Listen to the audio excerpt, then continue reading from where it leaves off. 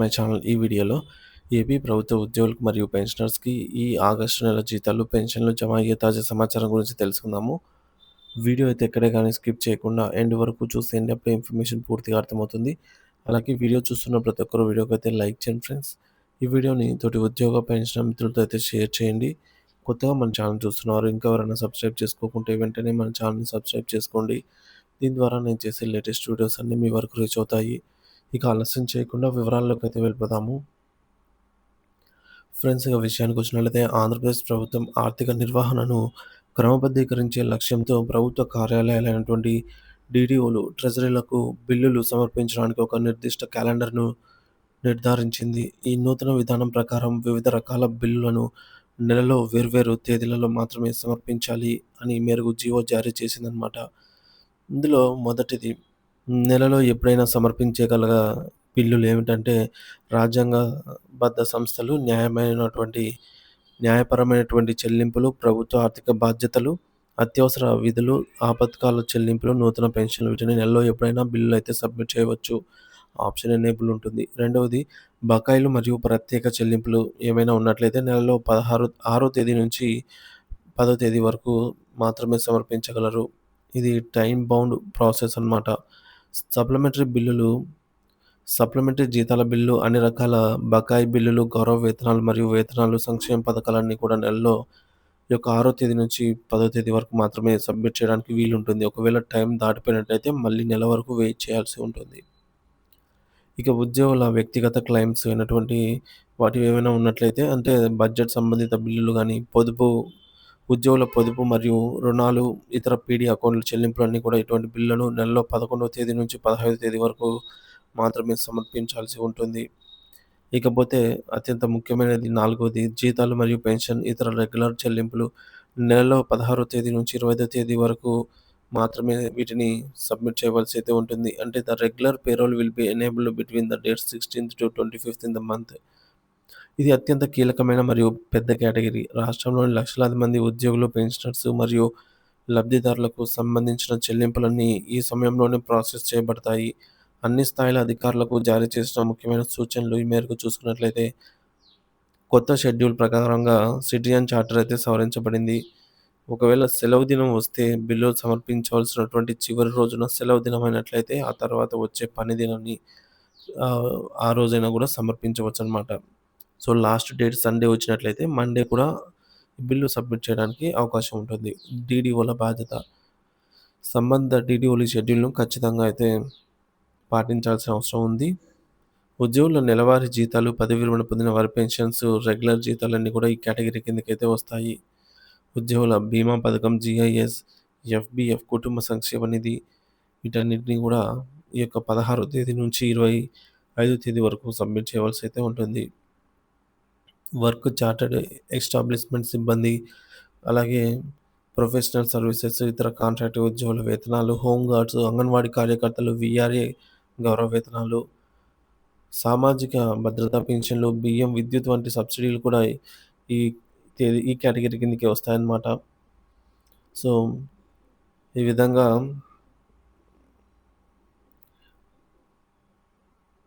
ఈ షెడ్యూల్ ప్రకారంగా చెల్లింపులు జరగడం అనేది రాష్ట్ర ఆర్థిక వనరుల లభ్యతకు లోబడినటువంటి సిట్యుయేషను. సో, అంటే ప్రభుత్వ ఖజానాలో నిధులు అందుబాటులో ఉంటేనే చెల్లింపులైతే జరుగుతాయన్నమాట. సో, సంబంధిత అధికారులందరూ ఈ షెడ్యూల్‌ను కఠినంగా పాటించాలని ప్రభుత్వం ఆదేశించింది. ఆంధ్రప్రదేశ్ డీడీఓలకు అత్యంత ముఖ్యమైన ప్రకటన అండి. నిధి పోర్టల్‌లో ఉద్యోగుల వివరాలు అప్డేట్ మరియు ఆగస్టు నెల జీతాల బిల్లుల ప్రాసెసింగ్ గురించైతే తెలుసుకుందాము. ఈ ఆగస్టు నెల జీతాల బిల్లులు ప్రాసెస్ చేయడానికి ముందు డీడీఓలందరూ కూడా నిధి పోర్టల్‌లోని కొన్ని ముఖ్యమైన టాస్క్‌లను తప్పనిసరిగా పూర్తి చేయాలని ఆర్థిక శాఖ నుండి స్పష్టమైన ఆదేశాలైతే అందాయి. ఆ ఆదేశం ఏంటంటే, ఇక్కడ చూడొచ్చు. Dear డీడీఓస్, it is requested to complete submission of e-office IDs of all employees in their respective offices in Nidhi portal in the master data tail at the earliest. As this is being monitored at the highest level, it is requested to complete the task without fail. అని జెప్పేసి financial department government of AP నుంచయితే ఇవి ఈ సందేశం అయితే రావడం జరిగిందనమాట. మరి దీని అర్థం ఏంటంటే, మీ కార్యాలయంలోని ఉద్యోగులందరి ఈ ఆఫీస్ ఐడీ వివరాలను నిధి పోర్టల్‌లో మాస్టర్ డేటా విభాగంలో వెంటనే సబ్మిట్ చేయాలి. ఈ ప్రక్రియను ఉన్నత స్థాయి అధికారులు పర్యవేక్షిస్తున్నారు కాబట్టి, గడువులోగా తప్పనిసరిగా పూర్తి చేయాలి అనైతే అర్థము. ఈ ప్రక్రియ సులభంగా పూర్తి చేయడానికి 2 ముఖ్యమైన టాస్క్‌లు మరియు వాటి విధానం గురించైతే తెలుసుకుందాము. టాస్క్ 1 ఉద్యోగుల ఈ ఆఫీస్ ఐడీ వివరాలను అప్డేట్ చేసే విధానం. అన్ని కార్యాలయాల డీడీఓలు తమ ఉద్యోగుల ఈ ఆఫీస్ ఐడీల ప్రస్తుత పరిస్థితిని నిధి పోర్టల్‌లో అప్డేట్ చేయాలి. ఈ యొక్క ప్రక్రియ ఇప్పుడు చాలా సులభం. అనుసరించాల్సిన దశలు ముందుగా డీడీఓలు నిధి పోర్టల్‌లోకి లాగిన్ అవ్వాలి. అందులో మాస్టర్ డేటా అనే టేల్ పైన క్లిక్ చేయాలి. తర్వాత కనిపించే ఆప్షన్‌లలో సబ్మిట్ ఎంప్లాయీ ఆఫీస్ ఐడీస్‌ని ఎంచుకోవాలి. తర్వాతి పేజీలో డీడీఓ కోడ్ ఎంటర్ చేయమని అడుగుతుంది. మీ కోడ్ ఎంటర్ చేయండి. తర్వాత డిసిగ్నేషన్ వద్ద ఈ విధంగా 999 అనే విధంగా ఉంటుంది. ఆల్‌ను సెలెక్ట్ చేయండి. దీనివల్ల మీ పరిధిలోని ఉద్యోగులందరి జాబితా అయితే మీకు కనిపిస్తుంది. ఇప్పుడు మీ ఆఫీస్‌లోని సిబ్బంది వివరాలను అనగా ఒక్కొక్కరి సర్వీస్ ఆహ్, ఎస్ఆర్ నంబర్ అనమాట. So, serial number, employee name, designation, organisation unit ID, office name ఇవన్నీ కనిపిస్తాయి. ప్రతి ఉద్యోగి పేరుకు ఎదురుగా ఈజ్ ఆఫీస్ ఐడీ అవైలబుల్ అనే ప్రశ్న కింద ఒక డ్రాఫ్ట్ బాక్స్ అయితే ఉంటుంది. దీనిపైన క్లిక్ చేస్తే 3 ఆప్షన్స్ వస్తాయి. ఈ 3 ఆప్షన్‌లో మొదటిది యెస్ అని ఉంటుంది. యెస్ అంటే ఉద్యోగి ఇప్పటికే ఈ ఆఫీస్ ఐడీ ఉంటే దాన్ని ఎంచుకొని ఆ ఐడీని ఎంటర్ చేయాలి. నాట్ యెట్ క్రెడిటెడ్ అని అయితే రెండో ఆప్షన్‌గా ఉంటుంది. ఉద్యోగికి ఇంకా ఈ ఆఫీస్ ఐడీ సృష్టించబడకపోతే ఈ ఆప్షన్ ఎంచుకోవాలి. మోస్ట్ ప్రాబబ్లీ చాలామంది ఉద్యోగులకు ఇదే వర్తిస్తుంది. ఇక మూడో option not applicable. Not applicable ఎవరికి వస్తుందంటే కార్యాలయాల సహాయకులు అంటే అటెండర్స్, వాచ్‌మెన్స్ వంటి సిబ్బందికి ఈ ఆఫీస్ ఐడీ అవసరం ఉండదు కాబట్టి వారికి ఈ ఆప్షన్ అయితే ఎంచుకోవాలి. వీరికి ఈ ఆఫీస్ ఐడీ బాక్స్‌ను ఖాళీగా వదిలేయాలి. ఇక ప్రతి ఉద్యోగికి ఎదురుగా ఉన్న సేవ్ బటన్‌ను ఒక్కొక్కటిగా నొక్కే బదులు అందరి వివరాలను అప్డేట్ చేశాక పేజీ దిగువన కుడివైపున ఉన్నటువంటి సేవ్ ఆల్ బటన్ పైన క్లిక్ చేస్తే సరిపోతుంది. దీనివల్ల సమయం గూడా ఆదా అవుతుంది. ఇక ధృవీకరణ మరియు సైన్ చేసే ముందు గమనించాల్సినవి సేవ్ ఆల్ క్లిక్ చేసిన తర్వాత పైన పేజీ మీకు 3 రంగుల బాక్సులయితే కనిపిస్తాయి. సో, బ్లూ కలర్ అంటే టోటల్ నంబర్ ఆఫ్ ఎంప్లాయీస్ మీ కార్యాలయంలోని మొత్తం ఉద్యోగుల సంఖ్య అయితే ఉంటుంది. ఇక రెండవది red colour number of employees to be updated ఈ వివరాలు ఇంకా అప్డేట్ చేయాల్సిన ఉద్యోగుల సంఖ్య. మూడోది green colour number of employees updated ఈ వివరాలు విజయవంతంగా అప్డేట్ అయిన ఉద్యోగుల సంఖ్య అన్నమాట.